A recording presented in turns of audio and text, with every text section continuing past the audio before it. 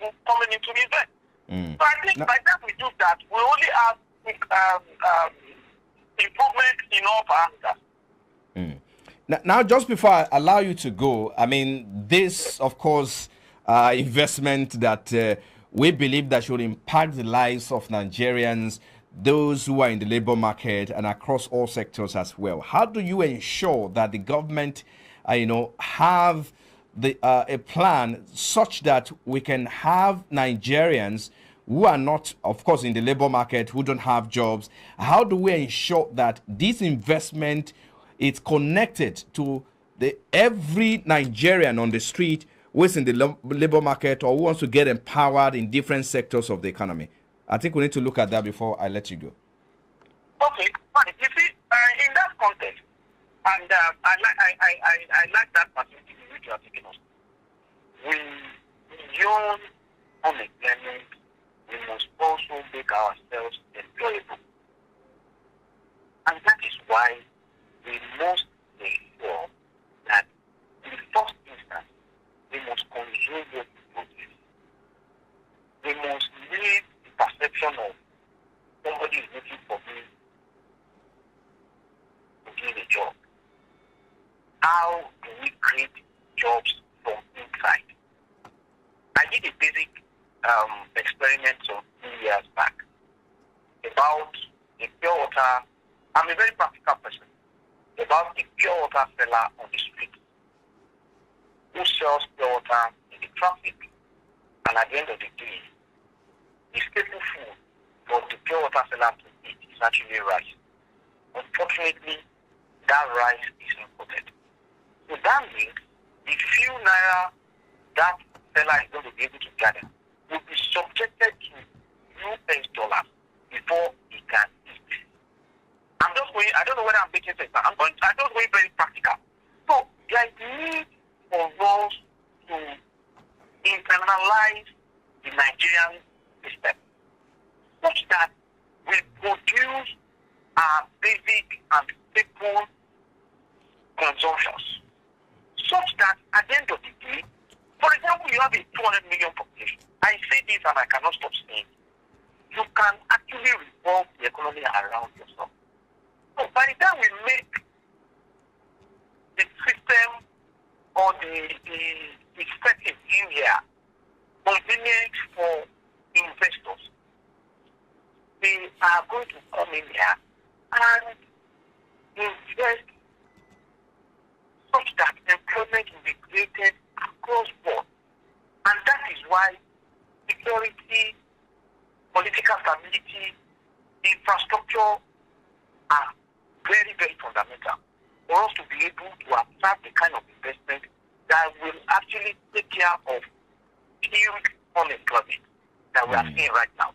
And beyond that, as I said again, and that is why I'm going to wrap up, we must make ourselves employable. We must be ready to actually go up. It's another thing to be employed, to have employees that are fit into the jobs that are going to be created. So all these things work together. And that is why we must see this as everybody's work. Everybody has to come together in there to ensure that we get Nigeria of our dream. So I think I want to leave it there. Just before I let you go, let's talk about foreign portfolio investment. Now we have looked at the foreign direct investment, but the component of that is the foreign portfolio investment into the Nigerian market. You have the equities market, the capital market. I mean, to say you have it there. But let's look at it. The figure that we have here. Can I get that question again, please? No, I was saying, can we turn our attention to looking at foreign portfolio investment, having looked at foreign direct investment, and of course, what we can do to widen attraction in that regard. But let's look at the foreign portfolio investment into the capital market, because as we are aware that the capital market is a reflection of the reality in the economy. The report I have here says that the inflow into Nigeria dropped to 262 billion naira year on year in August 2021 from 470.2 billion. in the corresponding year of 2020. So the total transaction for domestic and foreign component of the portfolio investment in the equities market sat last year, 2021, it just increased marginally by 0.9%, so to about 1.2 trillion. And again, we are in the pre-election year, as we're aware. But again, the question is, how do you think the country can attract more? Because especially for foreign direct investment, once they discover that there is the issue of security, the issue of insecurity, I mean to say, the power, the banditry is there, here and there. So people may want to look at the other areas, which is capital market as well. So the question is, how do we attract investment in the capital market to ensure that we deepen our instrument and some other products in that regard before we go? Well, the Nigerian capital market on the from available reports and statistics, even that's like is not doing nothing at all. But just like I said, there's always room for improvement, and we must always continue to do more to ensure that we are part of what we can do. Is the capital market itself is based on perception, and that the kind of impression you create to the outside world is part of what drives the capital market. Because if you create an impression that the whole of the country is going to go up in flames in 2023, it's going to affect the capital market reaction. And in capital market, we call something hot money. So these are money that don't stay. And perhaps even the Security and Exchange Commission itself try as much as possible to have a balance such that is not going to leave the market stranded. And that is why, more importantly, is for us to have investment than a year ago, and it was massively oversubscribed. So, and those are the things we are talking about. We must create an enabling environment with a very strong positive perception about the country, so that our capital market will remain strong as it is. It is improving. Kudos to Oyema and the like. They've been able to turn the capital market around. And I think for us to actually do more in all those areas to ensure that we have leading companies like Dangote, Boa Cement, Zenith Bank, and the like. Because of time, let's try to wrap it up now. If you can just put your thought together and quickly wrap up in 30 seconds. Okay. Well, I will just say generally that the foreign direct investment, the foreign portfolio investment, we can create more and investment. We can attract more investment by ensuring that we continue to build the perception that promotes investment, and government improve on security, and perhaps we will all have Nigeria of our dreams, and that cannot be taken away, because in the face of global economic issues here and there, Nigeria must stand strong. We must actually strive to continue to feed ourselves as a nation and improve on other parameters like infrastructure and what have you, that is actually going to stimulate the economy and promote employment. I think we should leave it there. Thank you so much. We appreciate your time, Mr. Femi Lukotun, is fellow Chartered Institute of Bankers and Chief Executive, Brook Heritage Capital Limited. Thank you for your time. Thank you for having me. Yeah. You're still watching Business Breakfast. Still to come after the break, the clearing agents operating in Nigeria's maritime sector to embark on industrial action over reintroduction of a 15% national automotive cancel levy by the Nigeria Customs Service on imported used vehicles. Well, I think that's our next talking point when we come back from this break. This is Business Breakfast.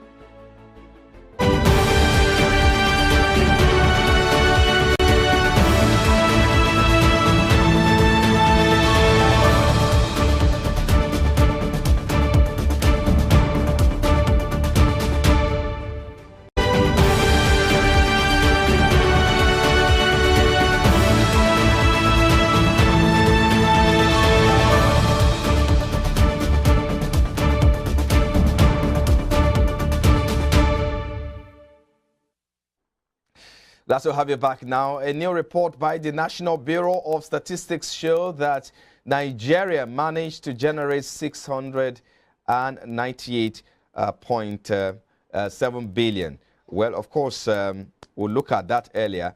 But let's look at this particular new story, which we'll have to look at, that the clearing agents operating in Nigeria's maritime sector may soon protest and embark on industrial action, withdrawing their services following the reintroduction of a 15% National Automotive Council levy by the Nigeria Customs Service on imported used vehicles. This was confirmed by the affected stakeholders in the industry on Tuesday. They lamented that such a levy will have an adverse effect on the sector, and if the decision is not reversed, it will lead to a protest and strike from April 14, 2022. The chairman of the National Council of Managing Directors of Licensed Customs Agents, Port and Terminal Multipurpose Limited Chapter, Abayomi Jilile, said the move could have an adverse effect on the sector. He said the NCS has reintroduced the levy, which is a 15% payment on used imported vehicles, which means an additional 15% on it. Meanwhile, the National Public Relations Officer of Customs, Timi Bomodi, said the move was in line with the Economic Community of West African State Common Extent Tariff 2017 to 2021. So let's get talking now. Mr. Ayo Udunaike is a manager at Early Bird Auto. He joins us via the telephone now. Thank you for your time. We appreciate it. Yeah, thank you too. Thanks for having me. Now, okay. Yeah, what is it about this National Automotive Council 15% levy and what the reintroduction means? Maybe we need to start from there. What do you think the issues are? Well, first of all, this is coming not long after the government introduced a 35% levy on customs duty rates. Then they slashed it back down to 20%, keeping it at the old rates it was before. Then we to come behind our backs again and then add a 15% National Automotive Council rates. Now, that rate, to the best of my understanding, all right, just a moment. We have to take a short break. We'll be back with you in a moment. Just please stay with us. Hold your thought there. We're back to because this audio issue, we just can't get it right with you yet. But we'll be back in a moment as soon as we can connect rightly with you. Thank you. Okay. Yes. Okay. Stay with us. This is Business Breakfast.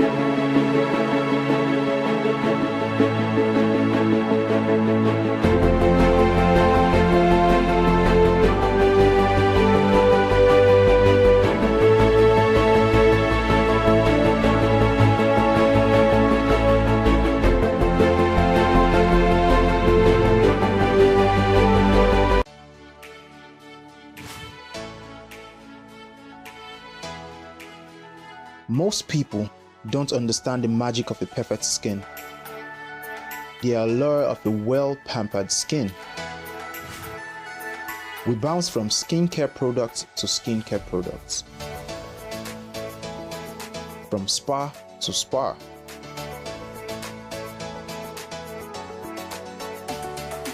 Looking for that ideal solution.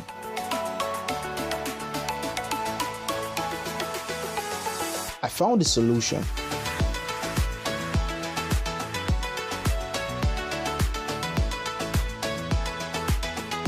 And it's Ibrandtv Skincare and Spa.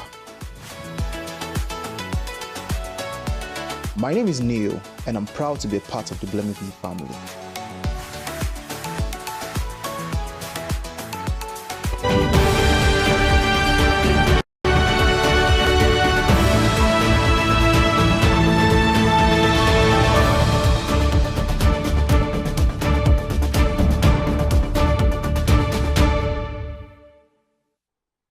Glad to have you back now. So let's get started. Yeah, we have Mr. Ayo Odunaike. He's the manager at Telebed. Also, to look at the National Automotive Council levy, 15% that was just reintroduced by the customs, and of course, the agitations and the feedback that particular policy is getting now. He joins us to talk to us from his own perspective as auto dealer as well. Thank you for your time, Mr. Odunaike. We appreciate you. Let's finish up with your thought, what you think that was and what does it mean? I mean, maybe we need to just clarify on what the issues are first. Okay. Hello. Are Yeah. you with me? Yes, I'm with Okay. you. I said, go ahead. So as I was saying, the issues now, customs are trying to meet up with their 3 trillion naira yearly targets, which they have given themselves a mandate about. They don't care how on earth they achieve that. They just all they are concerned about is just to make sure they milk the Nigerians dry, and they give a silly excuse. If I may say that, I'm sorry. I know I'm on radio. They give an excuse that it was it's just been reintroduced back after 5 years of review. That is based on ECOWAS, Economic Committee of West African States, and that is an ECOWAS thing. It's not really a Nigerian thing.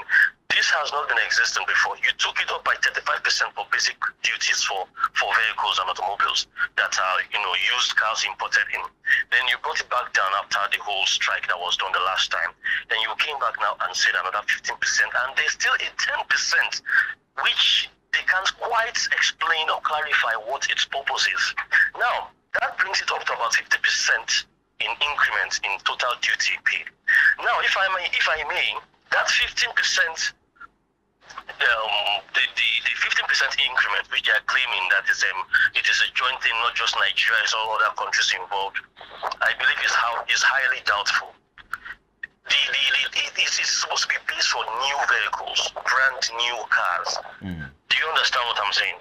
So, and you claim that by increasing that by 15%, you will dissuade Nigerians from buying Nigerian used cars and begin to encourage the local sector to make brand new cars.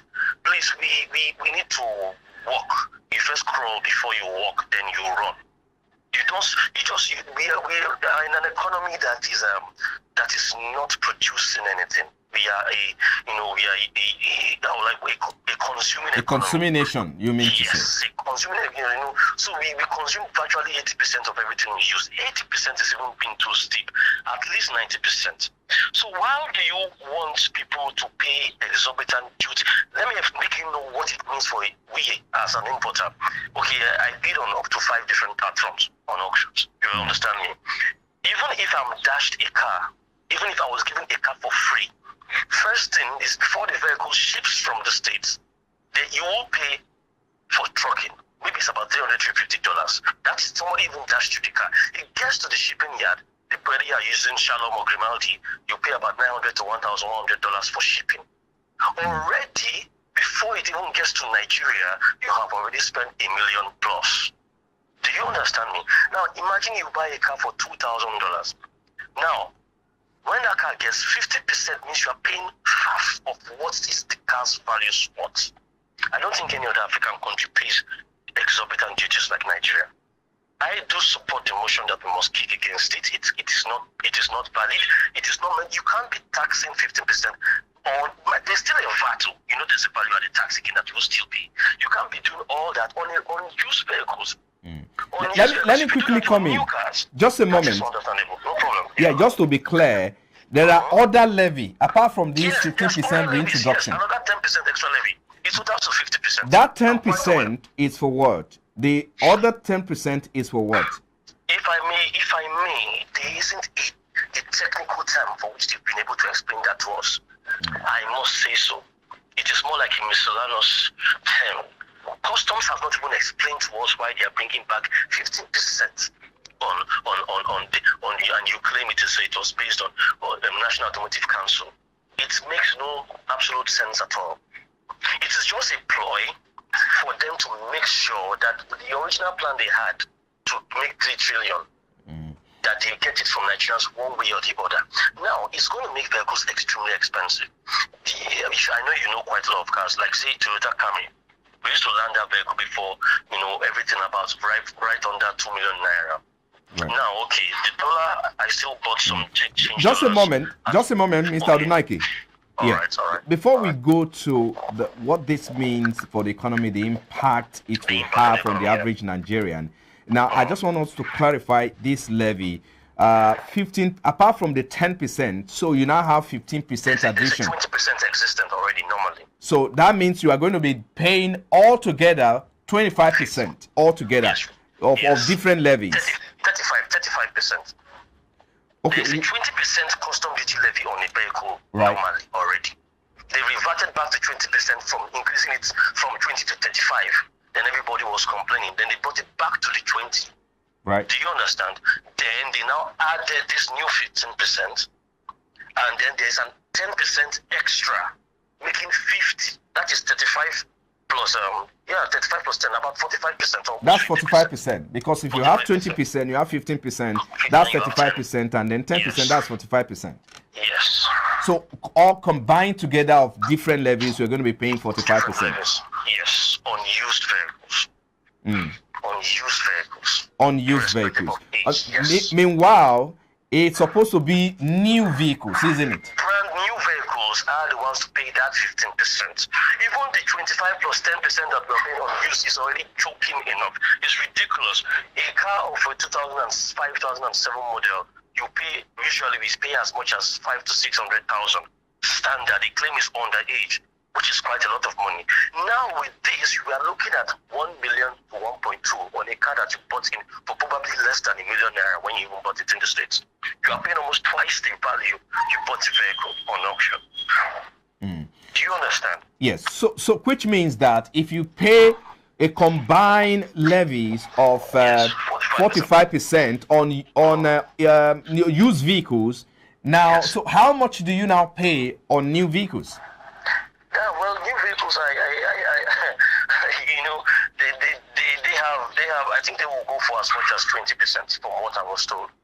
Well, let's look at the impact of these now on the, let's look at what the impact and what is likely the disruption this is likely to cause in the auto market or auto sector.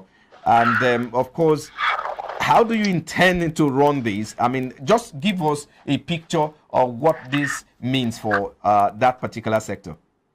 The sector is about to face a serious financial crisis, I'm sorry to say. In fact, most dealers right now are finding it hard to even try to repurchase new vehicles because the existent ones they have can no longer go for the previous selling prices, because when you sell, you can't buy anything again. What you sold for 2 million naira now is going for about 3.5 million. So what do you now do? And then the economic situation in the country right now, people are finding it even difficult to eat. Talk more of, the auto business is a business of convenience. It's who has eaten food well that is comfortable and that can come and buy a car. And mind you, Nigerians do not buy vehicles like mortgage, like abroad, where you can pay stipends only for brand new when finance companies finance you. All these used cars have to be purchased outrightly. So therefore, you have a backlog of so many vehicles that have been imported, with dealers confused about if they can sell. Buyers not wanting to buy for the new prices because they find it ridiculous. Do you understand? Hello? So with all that, it's going to be quite tough. But I feel, and I still support that we must fight back against. It will be rough for a while. It could be a month or 2 months if there's a strike process and so on. But eventually, if they do cancel, 15% is quite a lot of money. If 15% of $1 million is 150,000, so a 2 million naira, you're talking 300,000 naira. How much profit do you make on these used cars? You know, there are used cars that you use to sustain yourself regularly, cars that are affordable within Nigerian reaches. When you put cars of 3 million, 4 million, 5 million in the market, people can still buy. You understand? Okay. Now, those vehicles now are going to be going for 1.5 times their prices. Mind you, you are using those cars to sustain your business, to keep it floating. You have to, and my place now, we have staff, we have boys who wash the cars, we have security, we have bills, utilities. Now, for months, we've hardly made a single sale. Our cars are just there. Let me quickly comment, Mr. We have a backlog of vehicles in the States waiting to be shipped out. But we can't ship them out yet. We kept them in storage because of this problem. It's like we are biting ourselves in the back. I don't know who our economists for giving them advices. The Nigerian Customs Service is just really, really going too far. Permit me to come in here. How much does the price of a used car, you know, how much does it go now? How much is it sold? And of course, a new vehicle, take for instance, you know, Toyota. How much does it? And these are very. You can just give us a breakdown on what it is. Yeah, just give us a break. Just a moment. Just a moment. Okay. All right. You know, how much was it before now? I'm sure, of course, you're going to, you know, top it up and add your own whatever and all of that. But how much was it before now, and how much does it go for now? Then how much is it likely to go for in the coming days? I will give you a simple example of a car that is very popular, so Nigerians can quickly understand and comprehend, which is, like, say, the 2005 Toyota Corolla. I know it's a much loved car. Just a moment, Mr. Odunake. Pardon me. Just forgive me. We need to quickly take a break now. When we come back, of course, this discussion will continue. We'll continue on that note after this break. Please stay with us. This is Business Breakfast.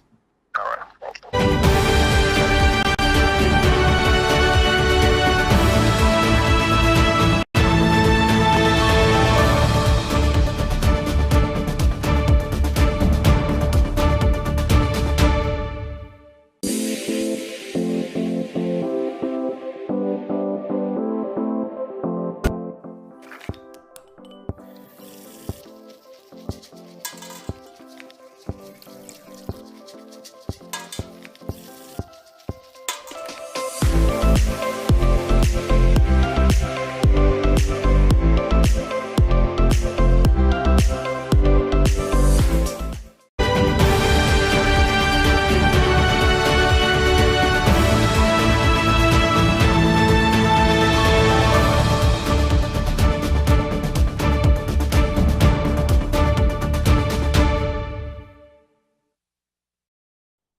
Glad to have you back now. So we're looking at National Automotive Council 15 levy, which is currently a